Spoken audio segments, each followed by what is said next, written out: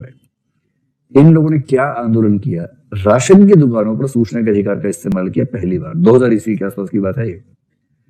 इतने जूते खाए हैं इन लोगों ने, इतनी लाठियां, इतने मुक्के, इतने थप्पड़ खाए हैं उस जमाने में। राशन की दुकानें, पता है कि एक संगठित षड्यंत्र चलता वहां पर। तो अब होता कि राशन आया, मान लीजिए 5000 लोगों के लिए, मुश्किल से 1000 को दिया, बाकी राशन का जो सामान आया बेच दिया मार्केट में, और वो या मार्केट के रेट से बेच दिया, ये कहेगी सामान नहीं आया। ये चलता ही था। इन लोगों ने क्या किया, और नियम क्या है कि जब आप राशन देंगे किसी को तो जिसको दिया उसके साइन करवाने होते हैं। इन्होंने सूचना के अधिकार के तहत राशन विभाग से ये मांगा कि इन व्यक्तियों के राशन जब ये लेने गए तो पता चला कि राशन जा चुका है और इनका मानना है कि इन्होंने नहीं लिया है, तो कृपया वो कागजात हमें दिखाएं, फोटोकॉपी, जिनमें इनके हस्ताक्षर किए हुए हैं।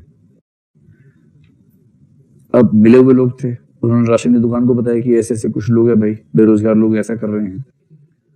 उन्होंने इनको ढूंढा, इतना पीटा, इतनी तोड़ाई की इन लोगों की। मतलब ये लोग बहुत सूझे हुए दिखते थे उस जमाने में।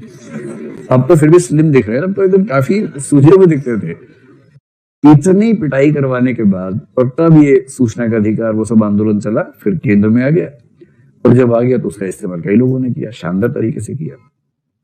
तो किसी अधिकार को लाने के पीछे कई लोगों की स्ट्रगल होती है, किसी को फायदा मिल जाता है। जैसे ये दोनों मुख्यमंत्री उप मुख्यमंत्री हो गए, और भी लोग थे जो कुछ भी नहीं बन पाए, उनमें से कुछ की मौत भी हो गई, कुछ को जिंदा जला दिया गया, कुछ को मार मार के खत्म कर दिया गया। ऐसा बड़ा स्ट्रगल हुआ था। लेकिन अब दिल्ली में राशन की दुकानें आमतौर पर घपला करने से बचती हैं, और यदि वो बचती हैं तो उसमें पिछले 5 साल की सरकार की भूमिका नहीं है, सरकार बनने से पहले के जो मूवमेंट थे उनकी बड़ी भूमिका है।